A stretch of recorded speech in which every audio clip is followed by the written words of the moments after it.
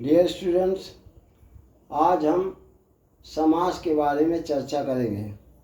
समास होता क्या है, पहले इसकी हम परिभाषा सीख लें। समास दो या दो से अधिक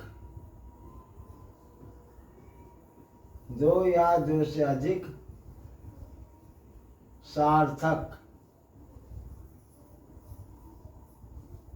शब्दों के मेल को समास कहते हैं। शब्दों के मेल को समास कहते हैं।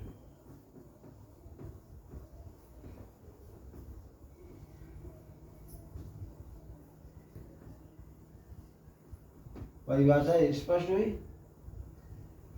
मतलब समास में दो या दो से अधिक सार्थक शब्द होते हैं, उनका मेल किया जाता है, तो उस मेल करने की प्रक्रिया को समास कहते हैं।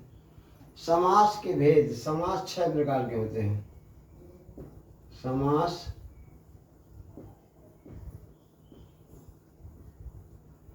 6 प्रकार के होते हैं। सबसे पहले द्वंद्व समास,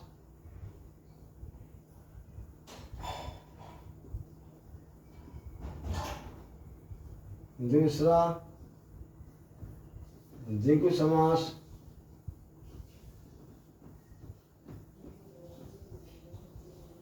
तीसरा कर्मधारय समास,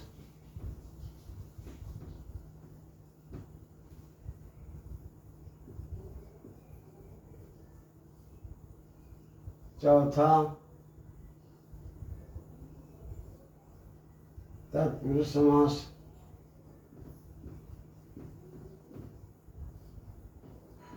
पांचवा बहुव्रीहि समास,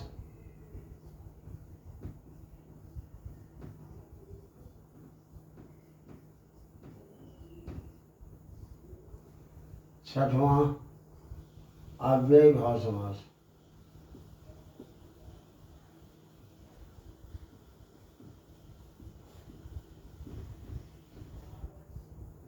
सबसे पहले द्वंद्व समास। द्वंद्व समास का एक सूत्र होता है,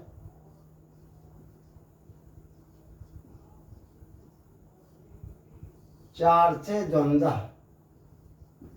चार्थे द्वंद्वः कहने का मतलब कि चा के अर्थ में द्वंद्व समास होता है। चा माने होता है और, तो इसकी सही परिभाषा होती है जहाँ पर दोनों पद प्रधान हो तथा और का लोप हो और छुपा हो, तो वहाँ द्वंद्व समास होता हो। क्या परिभाषा हुई? जहाँ पर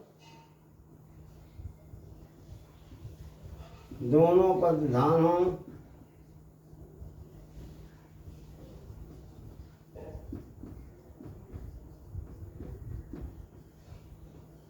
तथा और का लोप हो। दोनों पर ध्यान हो तथा और का लोप हो, वहाँ द्वंद्व समास होता है। वहाँ द्वंद्व समास होता है। क्लियर हुआ? जहाँ पर जिस समास में दोनों पद ध्यान हो तथा और का लोप हो, तो वहाँ पर द्वंद्व समास होता है। जैसे लोप मतलब कि जहाँ और शब्द छुपा हो, जैसे एग्जाम्पल है नर नारी। जैसे नर नारी, तो यहाँ पर इसका अर्थ हो जाएगा नर और नारी। नर और नारी। इसी तरह गंगा यमुना। गंगा यमुना, तो इसका मतलब हुआ गंगा और यमुना। गंगा और यमुना।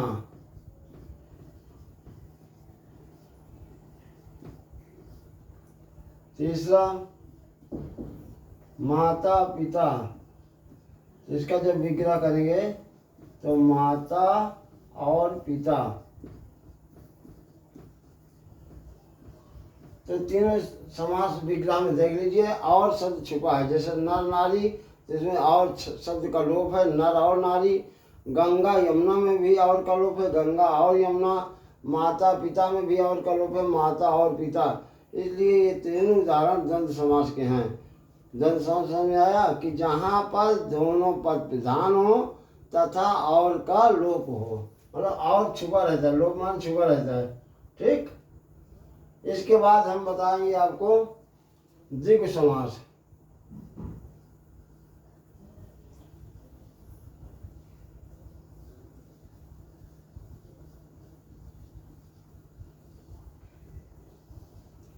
द्विगु समास में होता है जहाँ पर पहला पद संख्यावाची हो, कहने वाला पहले पद में गिनती दी होगी। जैसे पंचपात्र है तो पंच गिनती है तो पंचपात्र, ये द्विगु समास होगा। अच्छा, एक चीज़ ध्यान देने योग्य और बात है कि कुछ ऐसे द्विगु समास होते हैं वो बहुव्रीहि भी हो जाते हैं, गिनती उसमें भी दी होती है, तो अगर उसका विग्रह करने पर अर्थात शब्द निकले तो वो फिर वो बहुव्रीहि हो जाएगा।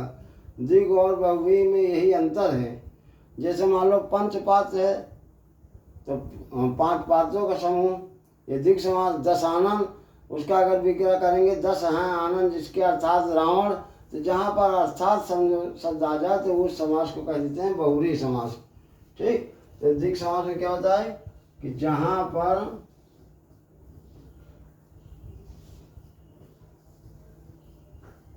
पहला पद संख्यावाची हो,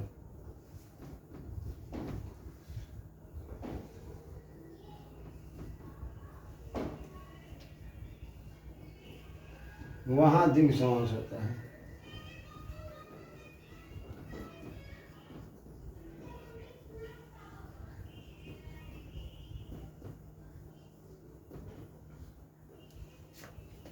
अच्छा, इसका विग्रह जब करेंगे तो संस्कृत में समाहारा जोड़ देते हैं, हिंदी में समूह कर देते हैं। जैसे पंचपात्र, पंचपात्र, तो इसका विग्रह करेंगे 5 पात्रों का समूह, 5 पात्रों का समूह, ये समूह शब्द लिखा जाता है, समूह शब्द, तो ये एक द्विगु समास हो गया। दूसरा एक और उदाहरण देख लें, जैसे त्रिभुज,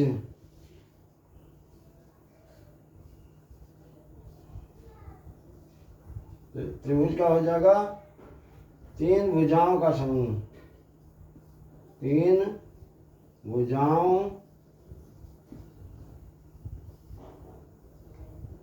का समूह। एक समास और देख लीजिए, कर्मधारय समास। कर्मधारय समास में क्या होता है, जहाँ पर पहला शब्द विशेषण और दूसरा शब्द विशेष हो, या मोटी मोटी परिभाषा ये है कि जहाँ पर पहला शब्द दूसरे शब्द की विशेषता बताए। जैसे कह दिया जाए लंबा लड़का, तो लड़का की विशेषता हो गई लंबा, इसलिए यह कर्मधारय समास है। तो इसकी सही परिभाषा, शुद्ध परिभाषा यह है कि जहाँ पर पहला पद विशेषण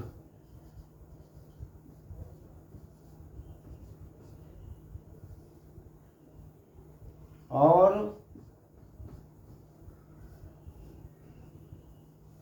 दूसरा पद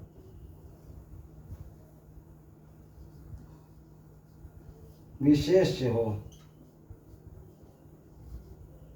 जहाँ पर पहला पद विशेषण तथा दूसरा पद विशेष हो, वहाँ कर्मधारय समास होता है।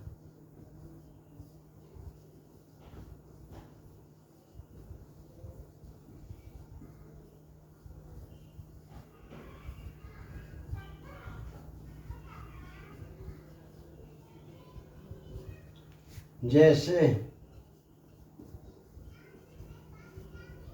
महापुरुष,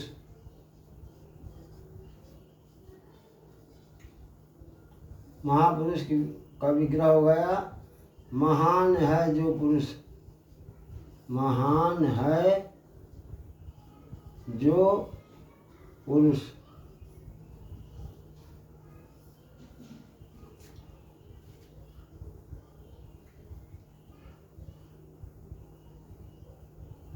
एक और ध्यान देख लीजिए, सुंदर बालिका। सुंदर बालिका,